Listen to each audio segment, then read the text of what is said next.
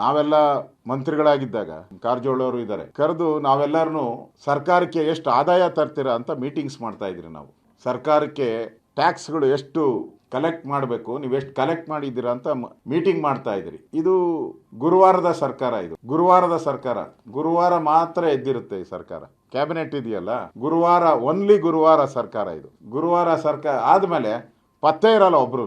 ಇವ್ರು ಮೀಟಿಂಗ್ ಮಾಡ್ತಾರೆ ಏನಕ್ಕೆ ಅಂತಂದ್ರೆ, ಹೆಂಗೆ ನೀವು ಲಂಚವನ್ನ ಬೇಗ ವಸೂಲಿ ಮಾಡ್ತೀರಾ, ಹೌ ಫಾಸ್ಟ್, ನೀವು ಎಷ್ಟು ಫಾಸ್ಟ್ ಆಗಿ ಲಂಚ ವಸೂಲಿ ಮಾಡ್ತೀರಾ.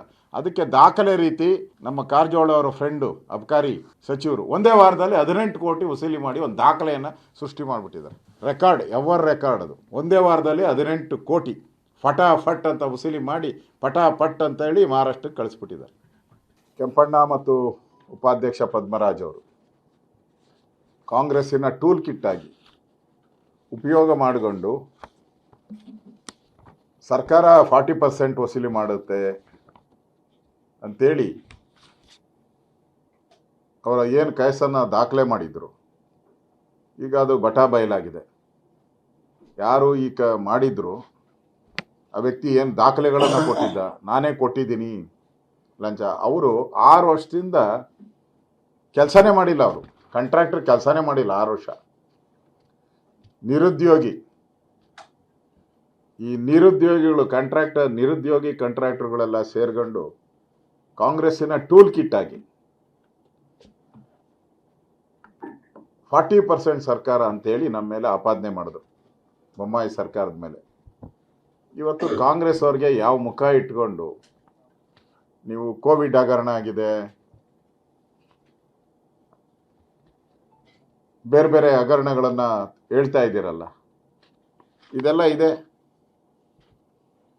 ನಿಮಗೆ 40% ಸರ್ಕಾರನ ಕಳೆದ 16 ತಿಂಗಳಲ್ಲಿ ಪ್ರೂವ್ ಮಾಡೋಕ್ಕೆ ಆಗಿಲ್ಲ ನಿಮ್ಮ ಕೈಲಿ. ಹೈಕೋರ್ಟ್ಗೆ ಹೋಗಿತ್ತು, ಹೈಕೋರ್ಟಲ್ಲಿ ನೀವು ದಾಖಲೆನೇ ಮಂಡನೆ ಮಾಡಿಲ್ಲ. ಇವರು ಹೈಕೋರ್ಟಲ್ಲೂ ಕೇಸ್ ನಡೀತಾ ಇತ್ತು, ಅಲ್ಲಿ ದಾಖಲೆನೇ ಕೊಡಲಿಲ್ಲ. ಹಲವಾರು ಬಾರಿ ನೋಟಿಸ್ ಕೊಟ್ಟರು, ಅಟೆಂಡೇ ಆಗಲಿಲ್ಲ. ಈಗ ಲೋಕಾಯುಕ್ತ ಕ್ಲೀನ್ ಚೀಟ್ ಕೊಟ್ಟಿದೆ, ಅವರು 6 ವರ್ಷದಿಂದ ಕೆಲಸನೇ ಮಾಡಿಲ್ಲ, ಇನ್ನು ಕಮಿಷನ್ ಕೊಡೋ ಪ್ರಶ್ನೆನೇ ಏನೈತೆ ಅಂತೇಳಿ ಕೇಸನ್ನು ವಜಾ ಮಾಡಿದ್ದಾರೆ.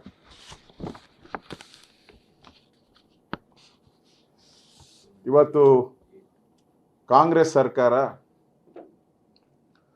ನಮ್ಮ ಮೇಲೆ 40% ಅಂತ ಹೇಳ್ತಾ ಇದ್ರು, ಈಗ ಇದು 60% ಸರ್ಕಾರ. ನಮ್ದು ಹೋಯ್ತು 40%, ಈಗ ಇದು 60% ಸರ್ಕಾರ. ಈಗಾಗಲೇ ಅದಕ್ಕೆ ನಾವು ದಾಖಲೆಗಳನ್ನು ಕೊಟ್ಟಿದ್ರು, ಅವ್ರು ದಾಖಲೆ ಕೊಟ್ಟಿಲ್ಲ.